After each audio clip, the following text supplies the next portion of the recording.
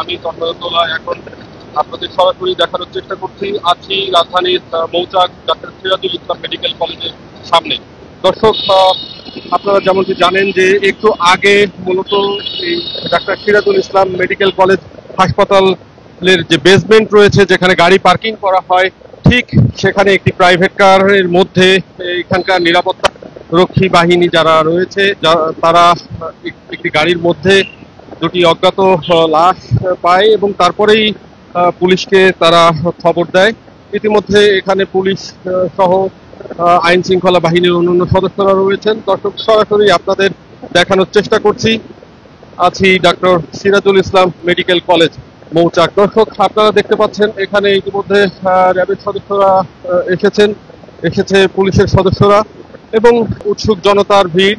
দর্শক, আপনারা দেখতে পাচ্ছেন যে র্যাবের সদস্যরা উৎসুক জনতাকে এখান থেকে সরিয়ে দিচ্ছেন। সেই সাথে আছে পুলিশ ও ক্রাইম সিনের যে কর্মকর্তারা তারা রয়েছে, সিআইডিরা এখানে এসেছে। দর্শক, ঠিক এই জায়গাটিতে রাজধানী মৌচাকের সিরাজুল ইসলাম মেডিকেল কলেজের ঠিক এই বেসমেন্ট থেকেই মূলত দুজন ব্যক্তির লাশ উদ্ধার করা হয়েছে।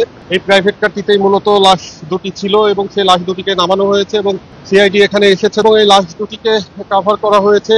ঠিক এই প্রাইভেট কারটিতেই লাশ দুটি পাওয়া যায়। সরাসরি একটু দেখানোর চেষ্টা করছি। আমরা কিছুক্ষণ আগেই আসছি, আমরা ওই যে গাড়ি থেকে ডেড বডি গুলো বের করছি, বের করার পরে চেম্বে করলাম, এখন নিয়ে চলে যাবো মর্গে। এখানকার যে আনসার দারোয়ানটা ছিল তারা বলছে গতকালকে আসছে, তো ওনাদের কথা অনুযায়ী যে গতকালকে আসছে, কাল থেকে আসবে 2 দিন। এই বিষয়টা হচ্ছে মানে বডি এত দ্রুত ডিকম্পোজ হয় না যতটুকু জানি। আমি দাফন কার্যক্রমের সাথে জড়িত, দাফন কাফন করাই আমি।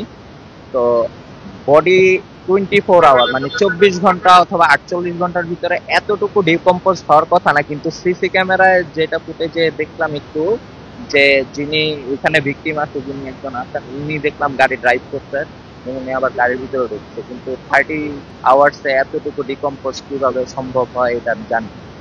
আর একজনকে মুভমেন্ট করতে দেখা গেছে। আর আরেকটা জিনিস জানতে পারলাম যে তারা চাচাতো ভাই আর কি, তারা কাজিন।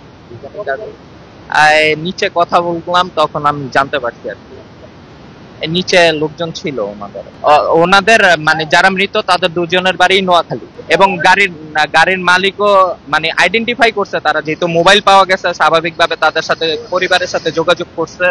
পুলিশ আছেন এখানে, সিআইডি কর্মকর্তা আছে, ওনারা যোগাযোগ করছে। ভদ্রলোকের নাম এখন পর্যন্ত, ভিকটিমদের নাম এখনো জানতে পারি নাই। এবং গাড়ির যিনি মালিক আছেন উনিও নোয়াখালী। তো দেখা গেছে যে ওনারা আসছে, গাড়িটা ঢুকাইছে, এরপরেই হচ্ছে 11টার দিকে এরকম দুর্গন্ধ বের হওয়ার কারণে। তন্ময়তলা, বৈশাখী সংবাদ।